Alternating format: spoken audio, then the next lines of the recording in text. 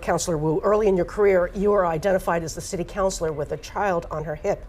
You brought your baby to City Hall for hearings and meetings. Most young parents don't have that flexibility. It's looking unlikely that Congress will be able to fund comprehensive child care program as many of the progressives in our Massachusetts delegation were hoping. Will Boston, under your leadership, take on the cost of providing comprehensive coverage for families? Which families will you try to cover first, and how would you pay for it?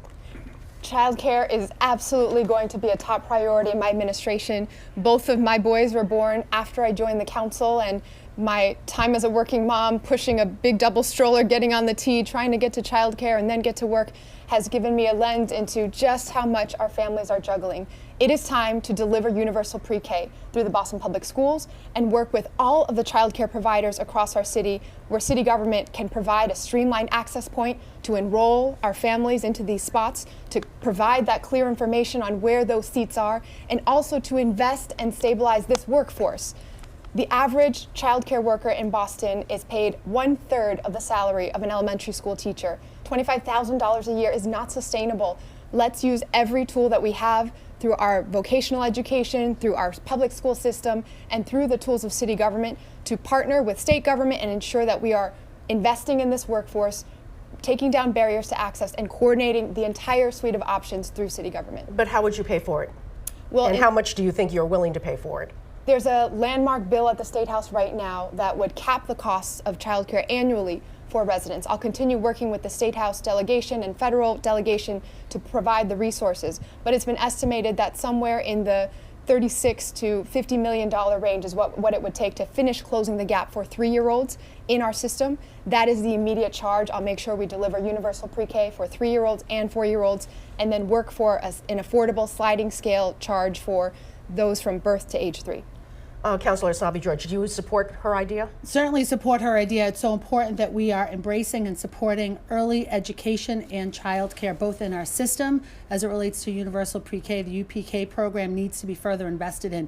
There's also Common Start legislation up at the State House that I have endorsed. We also need to work in partnership with our child care and early care providers, especially in home-based programs. So many are led and developed by women and women of color, and they have continued to suffer, especially during this pandemic. We've got to fix the reimbursement process as it relates to subsidized childcare and support especially those women who are operating small businesses. Childcare and early ed needs to be the focus both for us here at the city and supporting our families and we've seen the impact on essential workers every single day, but we've got to work with our partners at the State House as well. We've got ARPA funds, and those ARPA funds that I want to dedicate in a large way to small businesses should be invested as well in childcare. But most of the cost, you're hoping that the state will pick up the cost. Well, I'm certainly hopeful that we can do that in partnership, because it is both a city issue and a state issue when we think about the economic engine that Boston is,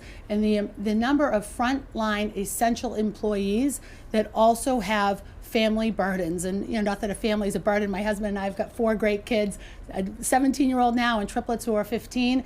We've got work to do to support our families who need to go to work every single day, and their important role in our workforce. So staying with that issue, do we have a longer-term structural problem in wages? You've both talked about compensation. So the question is, do we have a long-term gap between what workers need to earn, what governments are willing to pay, and what families can pay? And what is a long-term solution to close that gap? Councilor Essaibi-George, we'll go to you first. Yeah, and part of that long-term solution is wealth building for our families, making sure that our city's residents and our families have opportunities in the workforce to make more than just a living wage, to build their skill sets and earn a higher income, to put more money in the bank, to put more money in investments, to put more money towards buying that home and stabilizing family and children, and also investing in childcare. We have to look every single day for ways to drive down that cost, but also make sure that our childcare and early ed providers are making as well a living salary and more than that. We know, I'm a former high school teacher. I didn't want to teach the babies, but we think about the work that's happening in those classrooms, and childcare and early ed is early education across both of those spectrums. Those that are providing those services and doing that very essential work for our families across the city need to be paid for those, and paid in parity, especially to educators across our city. Councillor Wu, same question to you. There's absolutely a gap, and this is where we need the public sector to step in and invest. Boston is the home of this kind of investment and innovation. Nearly 400 years ago, this became the home of the first free public elementary school anywhere in the country, the Mather School in Dorchester. And we know now, several hundred years later, we're still waiting to see that investment to make it possible from birth to age 5. I'll make sure that we're reducing turnover costs by helping to stabilize the childcare workforce. Part of what drives the costs up is that it is such an unsustainable career right now that there is turnover, which then means there's more administrative costs of recruitment and retention and hiring more educators. We can use the platforms through our vocational education program, Boston Public Schools, to help support that professional development. We also should be directly investing in the programs to make sure there's parity across the curriculum, across the salaries and the wages and the hours. And then most of all, let's make sure that we are providing equity in the seats across the city. The neighborhoods that have had the greatest number of young children actually have seen, in some cases, 30% of seats closed down as centers have closed and we've not replaced them. That's the job of city government, so that we can allocate those funds equitably. Are you ready for the little lightning round to pick up the pace a little bit? We're going to change it here. These are short questions. Yes or no is great. One sentence is great. No more than that, though. Just one, and boom, we're out of here. Let's stick with education. If Boston schools reach 80% vaccination rate, should masks be dropped? Councillor Wu, start with you. No. No. Councillor Asabi George. Masks will not be removed this year in the Boston Public Schools. Period. No. As a child of immigrants, what is a signature habit or custom that you've adopted from that culture? Councillor George, let me start with you. Oh, I think an interest in lots of different foods. Being from a Polish mother and a Tunisian father, we've got both the savory and the spicy. Councillor Wu. We love to celebrate our holidays and spend a lot of time with the family in Chinatown. I also always get different English idioms confused because English is not my first language. Very good. This is a question for Councillor Wu. If there is a perennial frustration with city government, it's over the performance of Boston's public schools, which has been described as being in a state of constant crisis. In just the past year or so, we've had 2 schools committee chairs resign, fights between the BTU and the superintendent, and renewed threats from the state to pursue receivership if Boston can't get its act together. What will you do as mayor to finally fix our schools?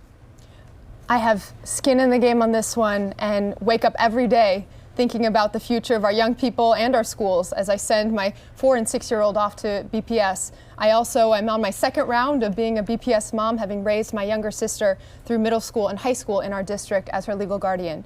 I've visited every single Boston Public High School to spend time listening to our educators, our school leaders, school nurses, and young people. We need stability in the district.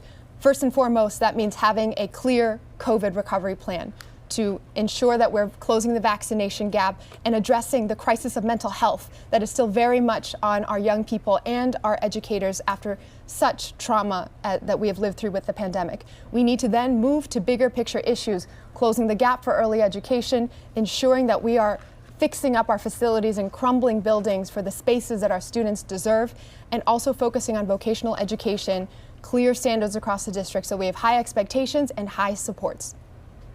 Same question for me, I imagine. As a former classroom teacher, and I'm so proud to have spent 13 years in the classroom, as a Boston Public Schools grad myself and parent to 4 BPS students, as well as the council's chair on the Committee of Education, I've spent a great deal of my personal and professional time talking about our schools and doing the work to make sure that we are improving the academic achievement and the support services that are in place for our kids across our district.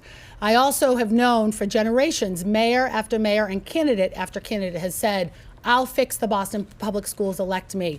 We'll elect a classroom teacher and a BPS mom and a BPS graduate to fix the Boston Public Schools. It's around getting our transportation budget right. It's about special education services. It's about high school redesign, grade reconfigurations, making sure that we are truly investing in early literacy across all of our schools, and engaging our families in the very important work of educating our city's kids. I'm excited to get to this work, and I'm ready to do it.